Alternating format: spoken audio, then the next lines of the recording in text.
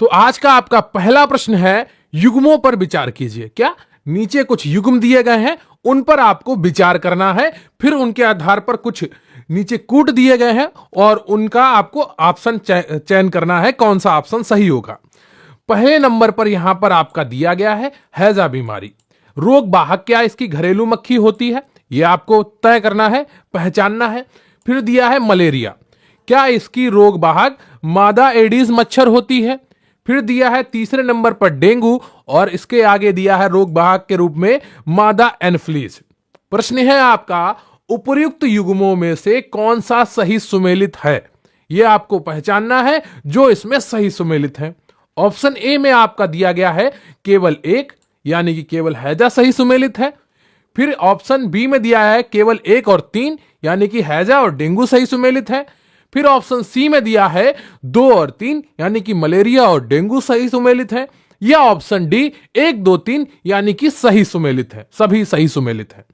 तो बताइए पहले का कौन सा ऑप्शन सही हो जाएगा, हैजा, मलेरिया, डेंगू, इनमें से कौन से ऑप्शन आपके सही सुमेलित हैं, यह आपको पहचानना है।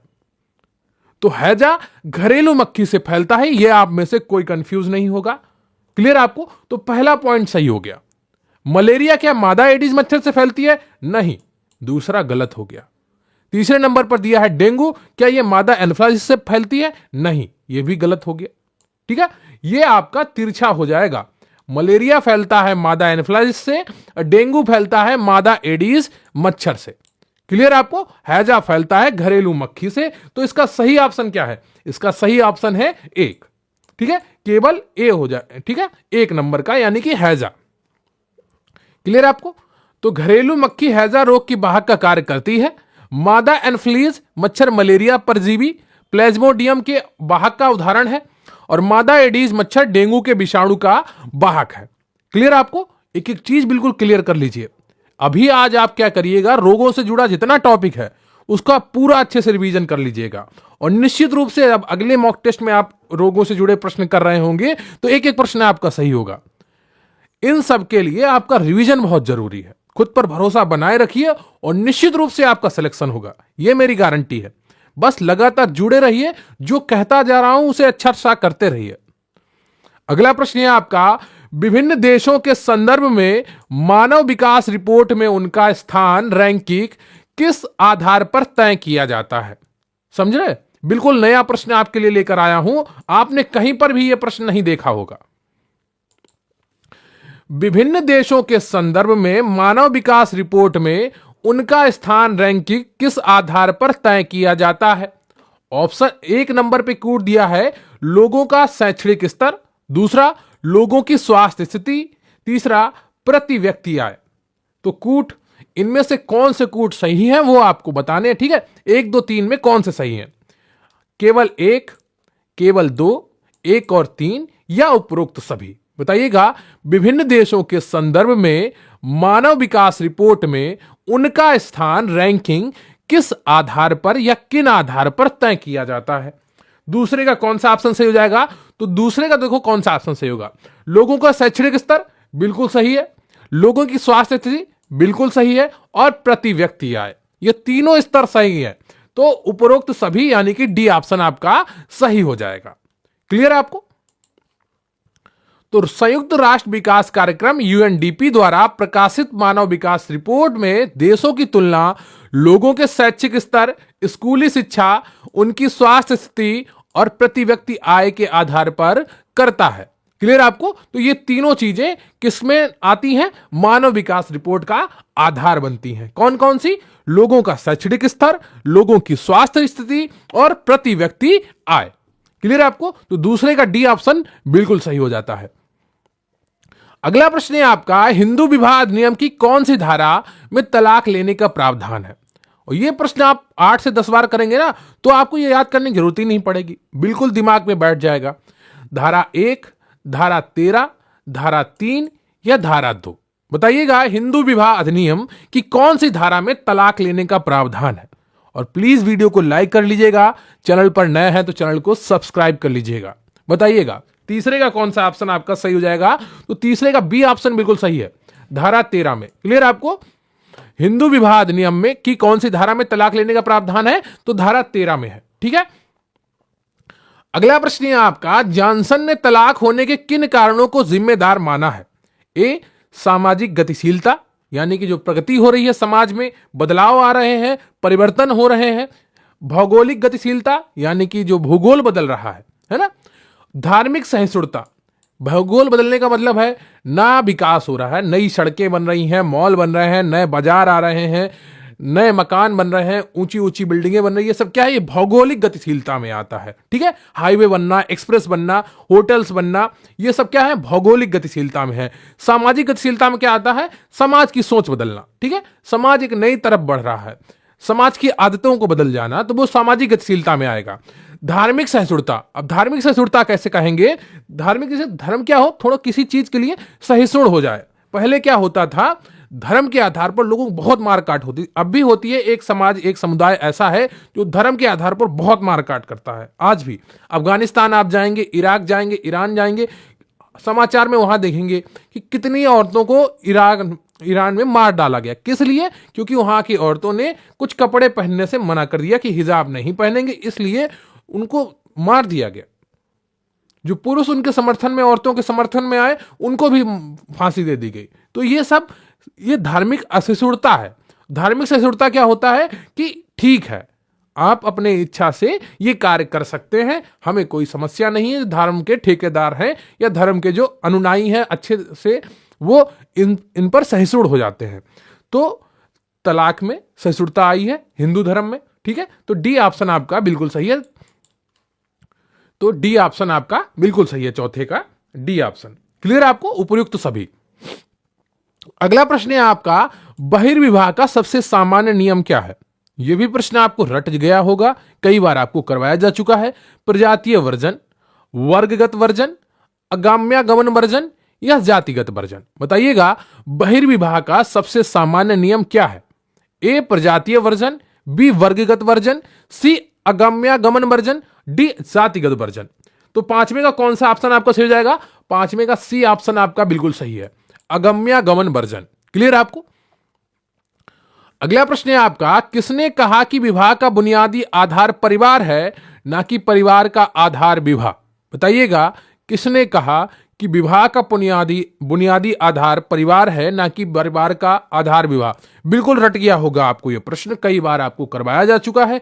आप में से किसी का भी यह प्रश्न गलत नहीं होना चाहिए। L H. Morgan, A L. Kroeber, Westermarck, Evans Pritchard. इसी तरह आपको हर परिभाषा याद हो जाएगी, बस बार बार प्रश्नों में आप देखते रहिए, हर परिभाषा आपके दिमाग में बैठ जाएगी। किसने कहा कि विवाह का बुनियादी आधार परिवार है, ना कि परिवार का आधार विवाह? तो छठे का कौन सा ऑप्शन सही हो जाएगा? सी ऑप्शन बिल्कुल सही है, वेस्टरमार्क ने कहा। क्लियर आपको? अगला प्रश्न है आपका, कौन सा द्रविड़ भाषा परिवार का हिस्सा है? तमिल, तेलुगु, मलयालम या सभी? द्रविड़ भाषा परिवार, यानी कि जो दक्षिण भारत की भाषाएं हैं, वो सभी, लगभग सभी आती हैं द्रविड़ भाषा परिवार में। तो तमिल, तेलुगु, मलयालम, ये सभी दक्षिण भारत की भाषाएं हैं और ये द्रविड़ भाषा परिवार की हिस्सा है। क्लियर आपको? अगला है आपका, भारत में बाल विवाह निरोधक अधिनियम सर्वप्रथम कब पारित हुआ? 1917 में, 1929 में, 1936 में या 1942 में? बताइएगा, भारत में बाल विवाह निरोधक अधिनियम सर्वप्रथम कब पारित हुआ? आठवें का कौन सा ऑप्शन सही हो जाएगा? आठवें का जो सही ऑप्शन है आपका, वो कौन सा है? वो बी है, 1929। क्लियर आपको? बाल विवाह निरोधक अधिनियम। इसे किस अन्य नाम से जाना जाता है, वो कमेंट करके आपको बताना है। ठीक है, आज का प्रश्न आपका यही होगा कि बाल विवाह निरोधक अधिनियम को किस अन्य नाम से जाना जाता है, वो कमेंट करके आपको बताना है। अगला प्रश्न है आपका, जैव मूल्य का प्रयोग किसकी गुणवत्ता मापने के लिए होता है? कार्बोहाइड्रेट की, प्रोटीन की, वसा की या विटामिन की? बताइएगा, जैव मूल्य का प्रयोग किसकी गुणवत्ता मापने के लिए होता है? 9वें का कौन सा ऑप्शन आपका सही हो जाएगा? तो 9वें का जो सही ऑप्शन है आपका, वो बी है, प्रोटीन। क्लियर आपको?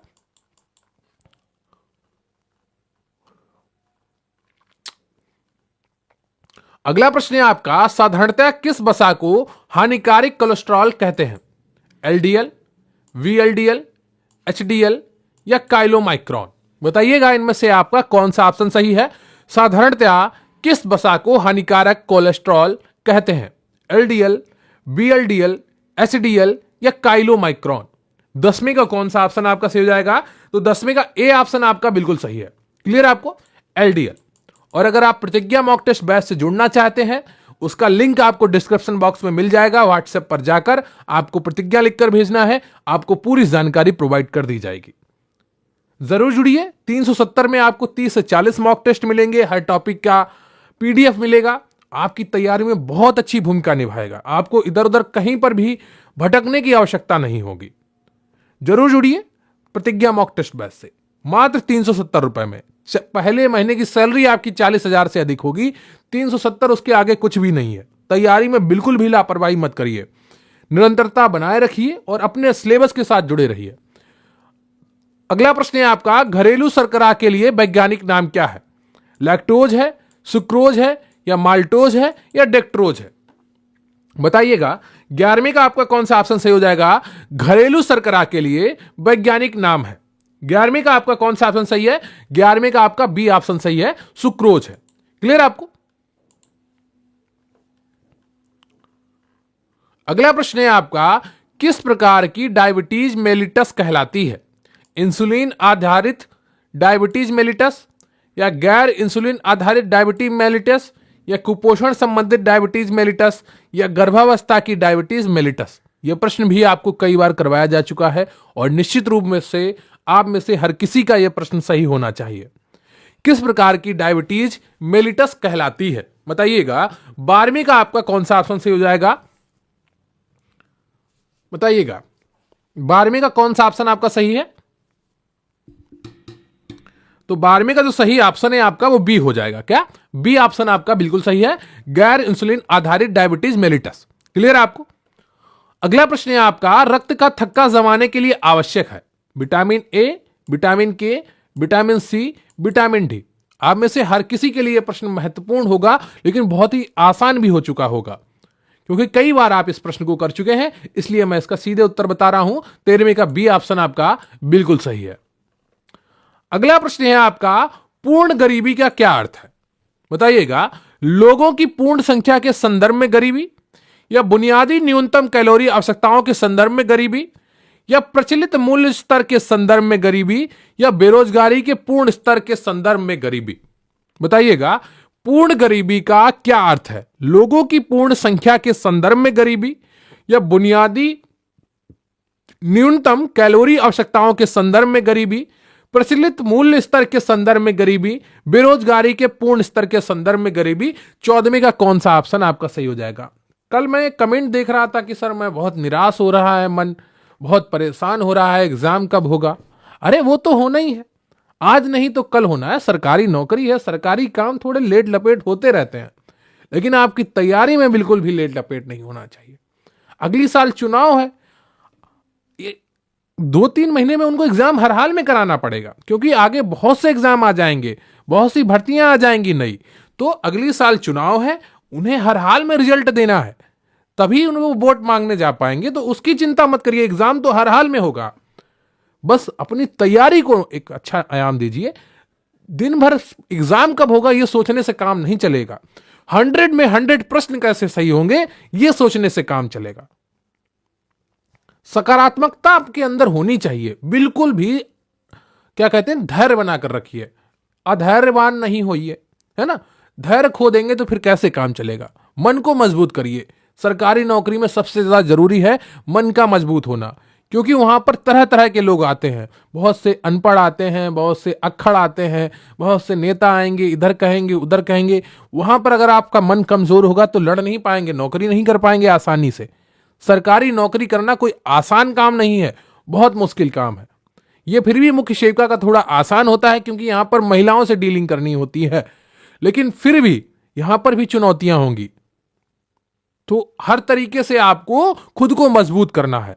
पूर्ण गरीबी का क्या अर्थ है? 14वें का आपका कौन सा ऑप्शन सही हो जाएगा बताइएगा। तो 14वें का बी ऑप्शन आपका बिल्कुल सही है, बुनियादी न्यूनतम कैलोरी आवश्यकताओं के संदर्भ में गरीबी। आपको चौकन्ना रहना पड़ेगा जब आप नौकरी कर रहे होंगे। हर जगह कैमरे लगे होते हैं, आपकी हर प्रतिक्रिया रिकॉर्ड हो जाती है आजकल। तो अपने स्वभाव को बहुत ही आसान बनाना होगा ताकि आप आसानी से नौकरी कर पाएं, और खुद को मजबूत भी रखना पड़ेगा, है ना। किसी से भिड़ने से बचना होगा। बहुत सी छोटी छोटी गलतियां होती हैं जो लोग अपनी नौकरी के लिए बहुत परेशान हो जाते हैं बाद में। अगला प्रश्न है आपका, संघर्ष को पीढ़ियों के बीच विवाद या टकराव के रूप में परिभाषित किया जाता है, जैसे माता पिता और बच्चों या पोते और दादा दादी के बीच। बताइएगा, संघर्ष को पीढ़ियों के बीच विवाद या टकराव के रूप में परिभाषित किया जाता है, तो किस संघर्ष को पीढ़ियों के बीच विवाद या टकराव के रूप में परिभाषित किया जाता है, जैसे माता पिता और बच्चों या पोते और दादा दादी के बीच में? इसका कौन सा ऑप्शन सही हो जाएगा? अंतरपीढ़ी संघर्ष या अंतःपीढ़ी संघर्ष, दोनों ए और बी, या इनमें से कोई नहीं? बहुत ही कंफ्यूजन वाला प्रश्न आपको लग सकता है। ये 2-3 बार ये लाइन पढ़नी पड़ेगी, तब आप इसका सही उत्तर दे पाएंगे। जैसे माता पिता और बच्चों या पोते और दादा दादी के बीच में, सारा खेल इस आखिरी लाइन में लिखा हुआ है कि जैसे माता पिता और बच्चों या पोते और दादा दादी के बीच में। समझ रहे ना आप? अंतरपीढ़ीगत या अंतःपीढ़ीगत, दोनों ए और बी, या इनमें से कोई नहीं? बताइएगा 15वें का कौन सा ऑप्शन हो जाएगा? तो 15वें का ए ऑप्शन बिल्कुल सही है। कैसे?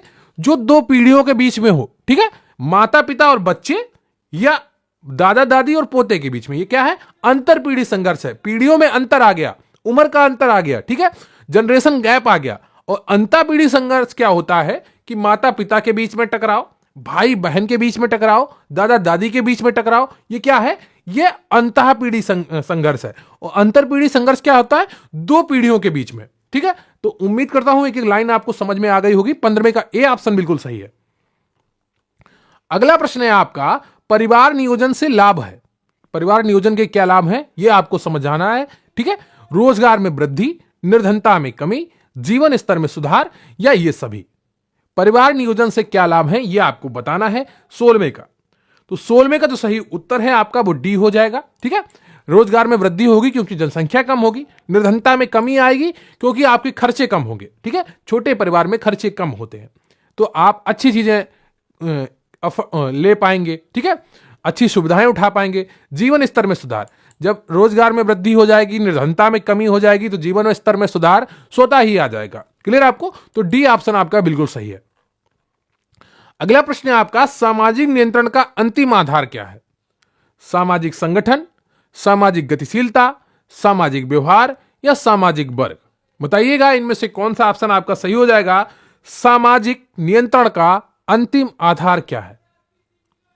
सामाजिक संगठन, सामाजिक गतिशीलता, सामाजिक व्यवहार, या सामाजिक वर्ग? तो 17वें का जो सही ऑप्शन है आपका वो ए है, सामाजिक संगठन।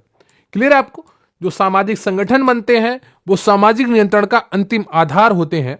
वो कहीं ना कहीं आपको नियंत्रित करते हैं, ठीक है, आपके लिए रूपरेखा तैयार करते हैं कि आपको ऐसे नहीं ऐसे करना है। आज के समय में इनकी जो भूमिका है वो काफी कम हो गई है। सोशल मीडिया आ गया है, लोगों के पास पर्याप्त धन है, लोगों के पास अपना दिनचर्या को करने के लिए काफी कुछ काम है। लेकिन आज से 10-15 वर्ष पहले ये लोग बहुत परेशान करते थे आम आदमी को, बहुत ज्यादा पाबंदियां लगाते थे।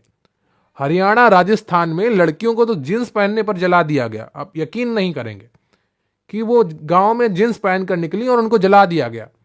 पिताजी, उसके पिता पर इतना दबाव बनाया जाता था कि वो खुद बंदूक ले जाकर उसको मार देता था, अपनी लड़की को जला देता था कैरोसिन डाल के। इस तरह की मानसिकता हमारे देश में थी आज से 10-15 साल पहले।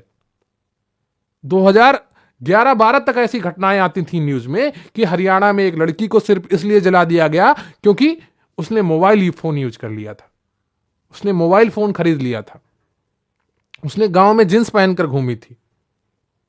तो ये चीजें अब कम हो गई हैं क्योंकि अब समाज एक नई दिशा में चल पड़ा है, ठीक है।